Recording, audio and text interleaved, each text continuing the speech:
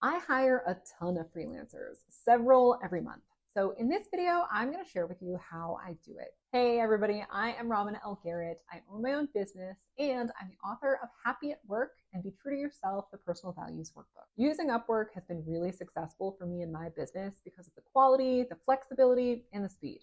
Now, if you've never hired a freelancer before, it's essentially like hiring an independent contractor, not an employee. I hire them for usually temporary projects, but they could be full-time or part-time. Unlike a salaried employee, you pay independent contractors either by the hour, the task, or the project.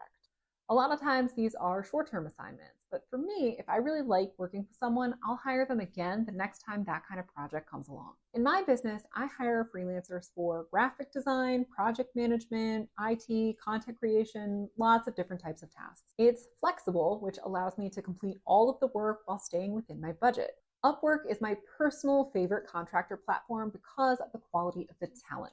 I always get a wide variety of applicants for each of my jobs, which allows me to find exactly what I'm looking for. Now, my business offers services and we build technology, but freelancers can be used in all different types of businesses. If you don't already have an Upwork account, you will need to create one. The process is free and it's very easy. Once you're in, you can post a job really quickly using Uma, which is Upwork's mindful AI.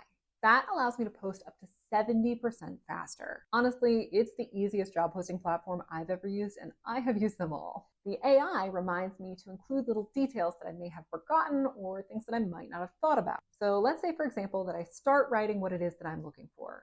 It's a graphic designer to create 2 new brochures based off of existing design materials. The AI walks me through the rest of the job creation process. I'll go in, I'll make a few tweaks, and I'll make sure that I'm being as clear as possible. I want freelancers to understand what I'm looking for and what the final deliverables are.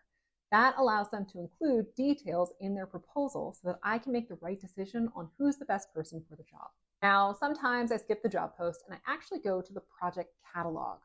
I do this when I'm looking for something that's very standardized. I can go in and browse a bunch of projects that have a fixed price. That helps take the guesswork out of budgeting, timeline management, and knowing what skills I'm looking for that job. Now I'll tell you my favorite thing about posting in Upwork, which is that the job proposals start to come in right away. I've even had cases where I was able to hire same day, which is great because sometimes projects come along that are either unexpected or need to be completed quickly.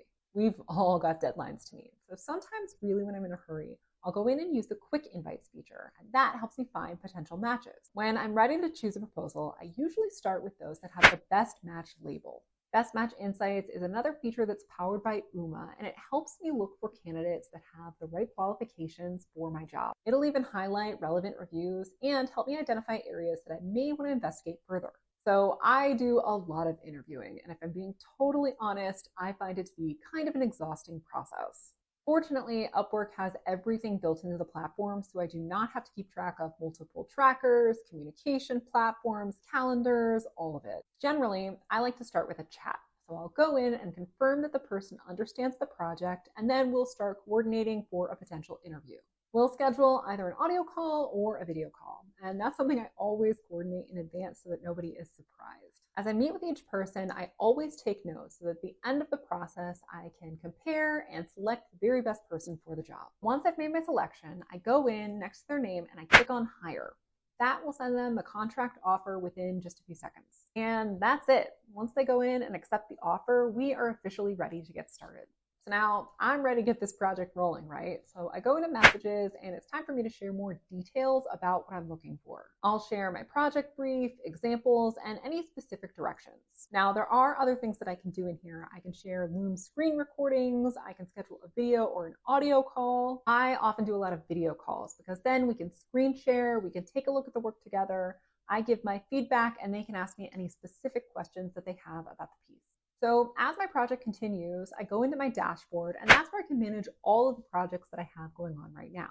I usually come in here a couple of times a week, either from my laptop or from the mobile app, and I can review drafts, check on contract status, and close out any contracts that have finished. Honestly, that's pretty much it. I hope that you choose Upwork for your next freelancer hire, and don't forget to subscribe to this channel for additional tips and tricks for how to hire on Upwork.